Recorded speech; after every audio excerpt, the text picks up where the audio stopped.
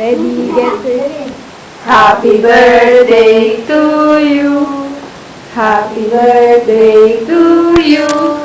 Happy birthday, happy birthday. Happy birthday to you. Ayan. Happy birthday! Sino mo na magsasalita? Happy birthday. Ano sasabihin mo para kay Kuya Wilson? Eh? Ayun, Yung eh. message mo, yung gusto mo sabihin sa kanya. Pasalubong, ano ba? Pero malapit na siya. Si Lloyd muna. Oh, sige. Ikaw. Happy birthday pa. Tapos, lagi kang mag-iingat dyan. Sasabihin ko. Namimiss ka na namin. Si Abby naman. Hmm? Pang pinali si Mother, syempre. Ay, no, kahawig mo siya. Ay, nahiya ka ba, Abby? Nahiya. Kahit ano na. Nahiya, hindi ako titingin, no? Hindi ako titingin. Kahit ano gusto mo sabihin sa kanya. Wala. Okay, kuya muna. Ayun nga sasabihin ko. Okay, iba naman. Malapit na tayo magkita.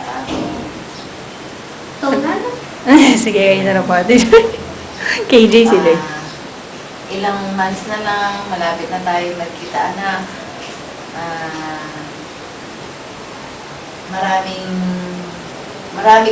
Maraming surprises na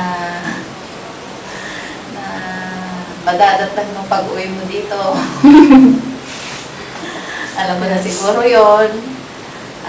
O nga pala, si Sel, alam mo naman na, di ba? O, nanganak na. Alam mo. Lalaki ulit. Alam mo ba kung anong pangalan niya? Hebron James. Malapit sa kanya. At sino kamukha? O, kamukha niyong lahat. Sana nga, although na hindi natin ini-expect yung mga ganun bagay na mangyayari. Although na may mga trials tayo, patuloy pa rin na nandito tayo sa simbahan. Alam ko na may mga blessings din na kapalit yan. Alam ko rin na alam ni Lord na kaya natin yung mga problema na to. Para sa'yo, pagpatuloy mo ng anak, pagiging malapit din sa Diyos, pagpatuloy mo lang ang mga bagay na naumpisahan mo, mas lalo ka pang mapalapit sa Kanya para hindi ka maliligaw ng landas, lalo na ngayon sa malapit mong pag-uwi. Lapit na. Problema, pero alam ko at this time, kaya mo na yan. Hindi ka na mahihirapan na kakayanin natin yan, anak. Basta tulong-tulong lang tayong pamilya, lalagpasan natin ito.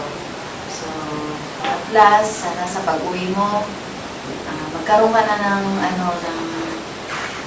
decision kung ano yung plano mo sa buhay. Yun yung gusto kong mangyari para sa iyo dito sa pag-uwi mo. Gusto ko alam mo na kung ano yung talagang gusto mong gawin.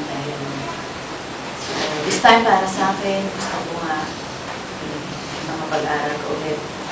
Pero nagpapasalamat ako yung plano mo. Sana hindi magbago yun. Ingatan mo lagi sarili mo. Huwag ka nagpapalipas nga pala ng gutom. Yung pagkain mo, unahin mo muna. Pwede maghintay yung work mo. Kasi pag nagkasakit ka, mas mahirap yun. Kahit gano'n ka busy, yung pagkain mo, yung pababayaan. Lagi kang may baon na biskwit para in case na nagugutom ka, meron ka agad na kakainin. Kasi alalahanin mo, yung health mo, pag pabayaan mo yan,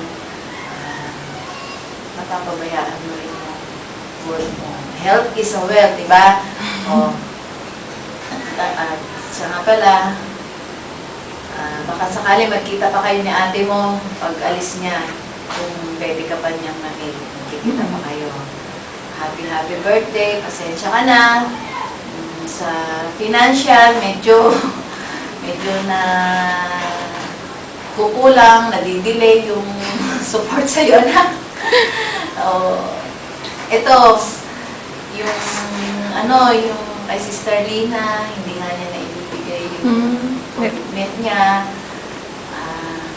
Siningit ko muna kita ngayon, anak. Ito, abonohan ko muna yung niya. Abonohan ko muna yung commitment niya sa'yo. Total, sabi niya, October naman. Alam ko na konting oras na lang. 3 months? Almost 3 months na lang. Dito ka na. Marami ka nang mamimiss. Mamimiss mo na yung nandiyan, mamimiss mo rin yung nandito. So, halo-halo na yung nararamdaman mo.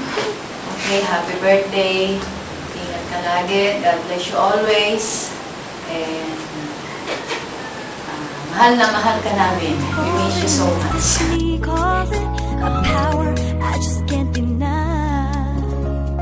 It's never changing. Can't you hear me? I'm saying I want you for the rest of my life.